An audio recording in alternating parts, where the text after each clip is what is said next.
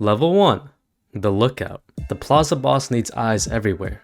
That's you. You're 15, sitting on a plastic chair outside a convenience store in Culiacan. You have a phone, a Coke, and one job. Watch the road. If you see military trucks, you text a bird. If you see black SUVs with tinted windows, you text a snake. That means rival cartel. You're paid $100 a week. Cash.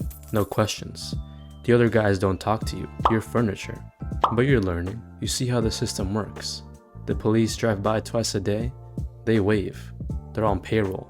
The real threat is the Marines. They can't be bought. One day, a convoy rolls through. You freeze. You forgot to send the warning. 30 seconds later, your phone explodes with messages. Where were you? You asleep? A man appears next to you. He doesn't yell. He just looks at you. Next time, we bury you in the desert. You don't forget again. Level 2. The transporter. You're 18. A man approaches you at a gas station. You know how to drive? Of course you do. Good. Tomorrow, 6 a.m. Warehouse on the south side. You show up. There's a white semi-truck.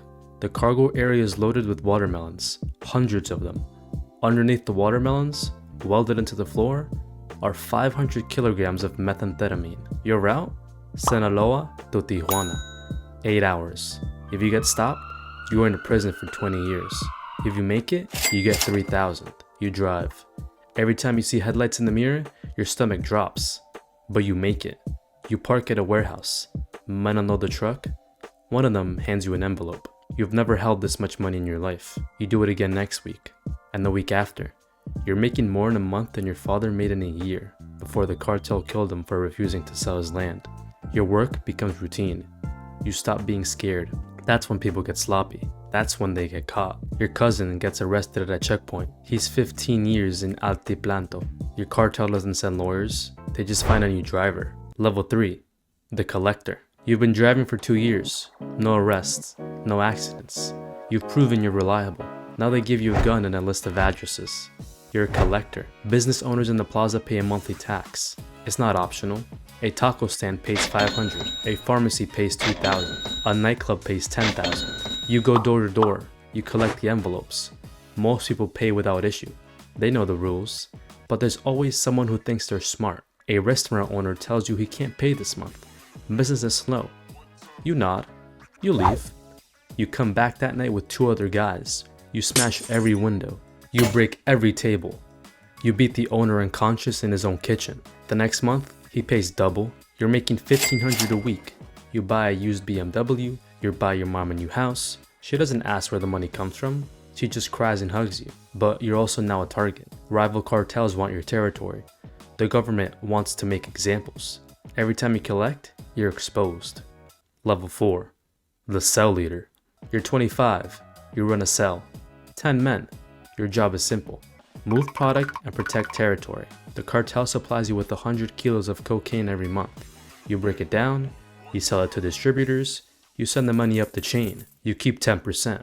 That's $50,000 to $100,000 a month in your pocket. You're also responsible for security. If CJNJ decides to try to move into your plaza, you respond with violence. You don't wait for orders.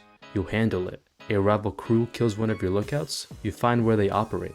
You send 6 guys with AK-47s. They walk into a bar and open fire. Then 12 people die. 5 of them were civilians. It makes the news. The government promises justice, but the governor is on payroll. Nothing happens. You're living well.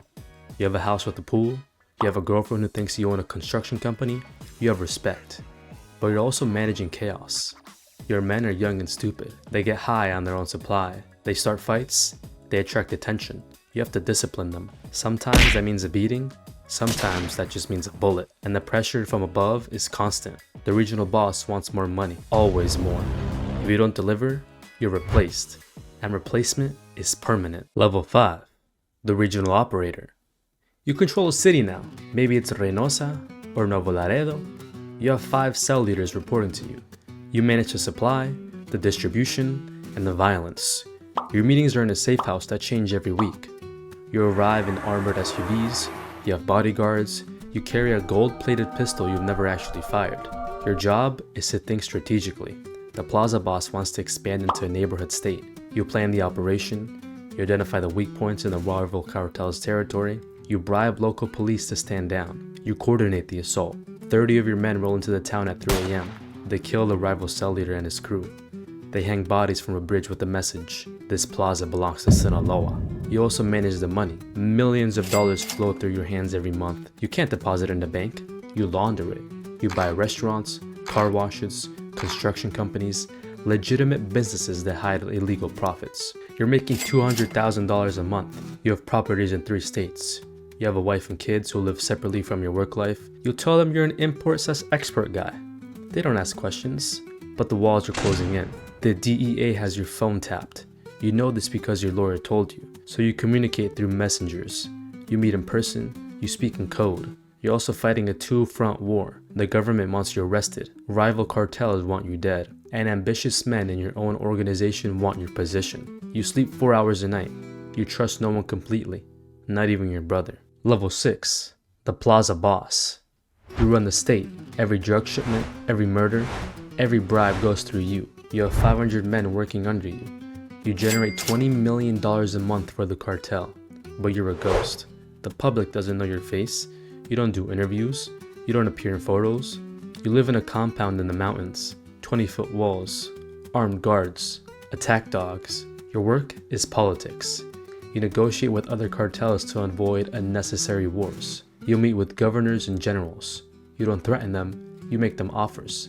A suitcase with $2 million, a share of the profits, a piece of the empire. Most of them take it. The ones who don't, they get exposed. Photos of them with mistresses, evidence of corruption. Their careers are destroyed, and if they still refuse, they disappear. You're also a CEO. You manage logistics on a massive scale, cocaine from Colombia, precursor chemicals from China, marijuana from the mountains, heroin from poppy fields. You coordinate shipments across continents. You manage tunnels under the border. You manage submarines. You manage drones. You're making $1 million a month personally, but money is just a number on a screen. You have everything you could want and nothing you actually need. You can't go to your daughter's quinceañera, that's too dangerous. You can't visit your mother's grave. Snipers might be waiting. You live in a golden cage, and the paranoia is eating you alive. Your head of security might be working for the DEA. Your accountant might be skimming. Your right-hand man might be planning a coup. You execute 2 of your men based off suspicion alone. Better be safe than sorry. Level 7. The cartel leader. You built this. Maybe you inherited it from your father or your uncle. Maybe you killed your way to the top. Either way, you're the boss now. Your organization moves 100 tons of cocaine a year. You have cells in 15 countries. You have politicians in 6 states under your control. You're worth $3 billion. But your name is on every wanted list in the world. The US has 10 million bounty on you. The Mexican government has special forces hunting you. You move between safe houses every 3 days. You communicate through encrypted messages that are destroyed after being read. You've had plastic surgery twice. Your own children don't even recognize you.